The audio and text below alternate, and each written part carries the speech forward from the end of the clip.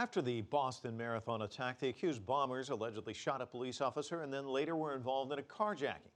The victim wants to be identified as Danny. He is a 26-year-old from China.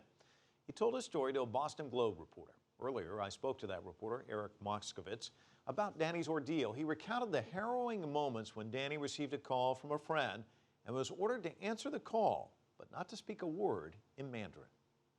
It's an incredible moment. I mean, my heart pounded just listening to him talk about it. And he had gotten to a point, they're driving around, first with one brother and another brother following, and then both brothers in Danny's car after they've moved the explosives into his car. And he's established sort of enough of a rapport with him that they're no longer talking all the time about killing him, but they have the gun in sight and they're telling him, don't be stupid. And then all of a sudden he gets a text message, and it's from his roommate. And the roommate knows, as other people have been following the story at that point, that a police officer had just been killed in Cambridge, and Danny hadn't come home. And so the roommate texts him in Chinese and says, where are you? Are you okay? I saw the flashing lights in Cambridge.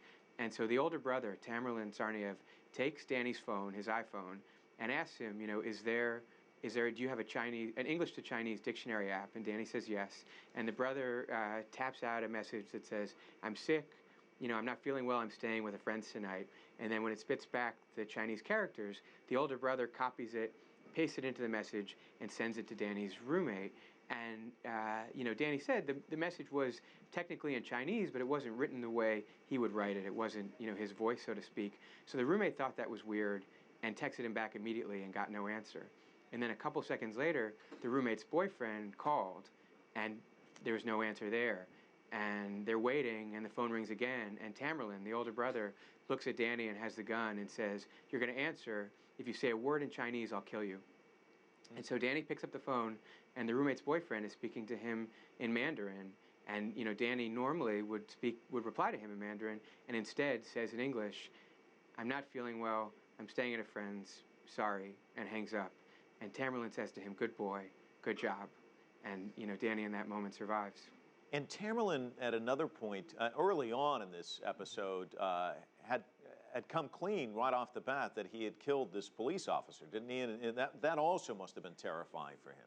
Yeah, that's how this began, in fact. So, you can tell a lot about Danny by the fact that this started with him pulling over his car to the side of the road to send a text message. Obviously, that's what we're supposed to do, and not everyone does that. But Danny really comes across as a decent guy. He stopped his car, pulled over to respond to a friend, and while he was typing that text message, an old sedan pulled up very suddenly behind him, and that was the two brothers. And the older one gets out, comes up and knocks on Danny's window, and Danny can't hear him, so he lowers the window, pushes the button to lower the window to hear him better. And the older brother reaches in, unlocks the door, gets in, points a silver handgun at him, and says, first he says, he wants his money, and then when Danny is trying to get the money for him, he says, have you followed the Boston Marathon attacks? And Danny says, yes. And he says, we did that, and we just killed a police officer in Cambridge. Don't be stupid. And so whether it was a boast or whether it was trying to terrify Danny, I mean, it definitely got the message across. And then he told Danny to drive.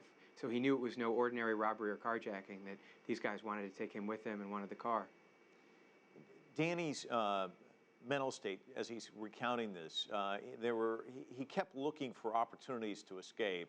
When he did escape, did he talk about that, and what was that like as he recounted? Yeah, so he was constantly thinking, am I going to escape? Where can I do it? How would I do it? And he's realizing that he's going to both need to unbuckle his seatbelt and open the door. And so first he tries to think, is there a way I can get the seatbelt undone without them knowing? And he asked the brother, he's shivering from fear, and he asked the brother for his jacket, which was in the back seat, and the brother says no.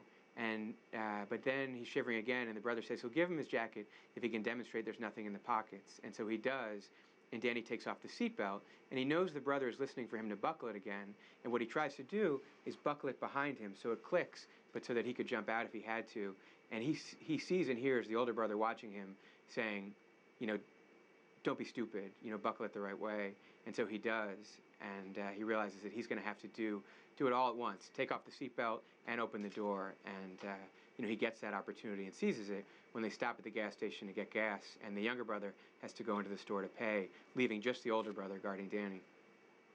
Amazing story. Thank you so much for sharing it with us. Sure. Happy to be here.